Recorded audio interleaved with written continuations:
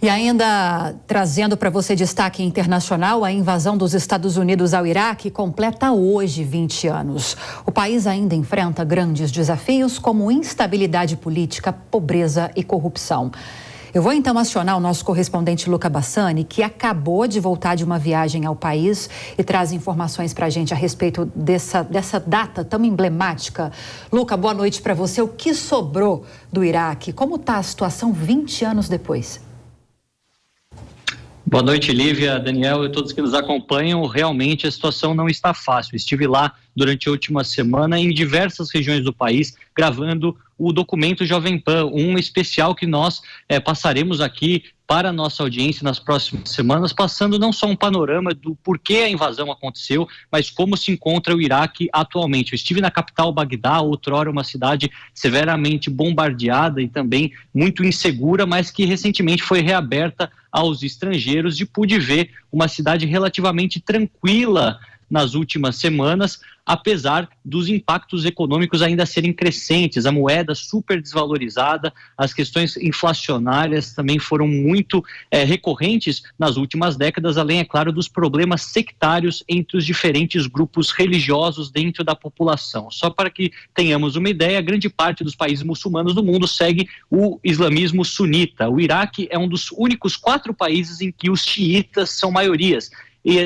exatamente nesse sentido que os iranianos, que também são xiitas, se aproveitam para aumentar a sua influência. Então, a invasão americana não só vitimou milhares de pessoas e foi condenada internacionalmente como uma invasão ilegal, até mesmo por órgãos das Nações Unidas. O próprio secretário-geral Kofi Annan, na época, disse que era uma invasão que contrariava a Carta das Nações Unidas. Os Estados Unidos estiveram isolados apenas com a Polônia, a Austrália e Reino Unido naquela ocasião, mas também fez com que esse vácuo de poder fomentasse essas brigas religiosas dentro do país e abrisse espaço para grupos fundamentalistas como o Estado Islâmico. Inclusive, eu estive na cidade de Mossul, uma outra cidade que foi completamente destruída, ficou sob o domínio dos fundamentalistas por 2 anos e que ainda não conseguiu se reconstruir após 6 anos da retomada da cidade pelas tropas iraquianas em conjunto com os americanos. Então, a gente vê que é um país que tem uma população muito jovem, cerca de 40 milhões de pessoas que buscam emprego, buscam oportunidades,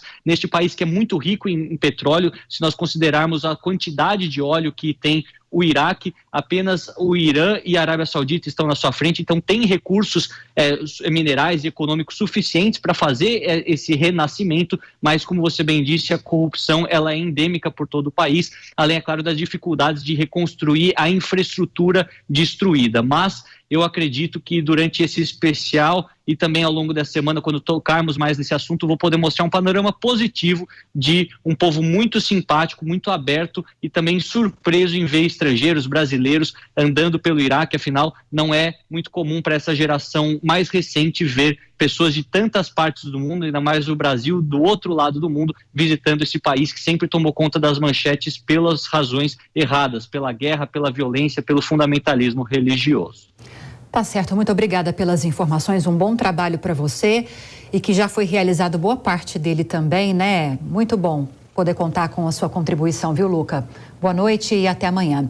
Agora, Roberto Mota, quero falar com você a respeito desses 20 anos de guerra no Iraque, ou pelo menos 20 anos desde o início da guerra no Iraque. O Luca trouxe a informação, milhares de pessoas morreram durante a guerra. A invasão foi muito condenada internacionalmente e além daquelas armas químicas e biológicas alegadas pelos Estados Unidos não terem sido encontradas, a guerra deixou um legado de instabilidade política, pobreza e corrupção.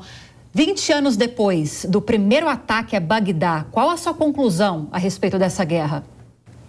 É muito difícil determinar se o resultado dela é pior do que o que acontecia no regime de Saddam Hussein. Saddam Hussein tinha um dos regimes mais tirânicos, mais ditatoriais, mais violadores de direitos humanos da história da humanidade. Já tinha acontecido uma outra guerra lá em 1991, quando o George Bush pai determinou que as forças americanas libertassem o Kuwait. O Kuwait tinha sido invadido pelo Iraque e essas forças de uma coalizão libertaram o Kuwait e depois avançaram pelo Iraque, mas não chegaram a Bagdá, não chegaram a derrubar o regime de Saddam Hussein. Durante muito tempo se discutiu se esse tinha sido um serviço que ficara incompleto por causa da brutalidade do regime de Saddam Hussein. Mas o que alguns analistas dizem é que a gente agora precisa parar para refletir e entender que em determinadas regiões do globo, dada a instabilidade da mistura de alianças tribais, de extremismo religioso, talvez sejam regiões onde o regime democrático no modelo ocidental não possa ser aplicado. E nessas regiões seria melhor ter um tirano que mantivesse as coisas sob controle do que entregar a região a um caos absoluto. Esse é um debate que ainda continua, Lívia.